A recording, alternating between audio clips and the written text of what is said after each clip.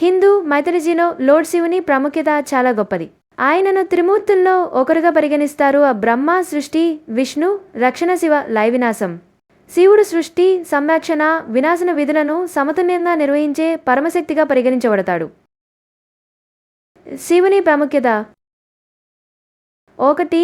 లయకారుడు. ప్రపంచంలో ఉన్న దుష్టశక్తుల వినాశానికి శివుడు లయకారుడిగా ప్రసిద్ధుడు. 2.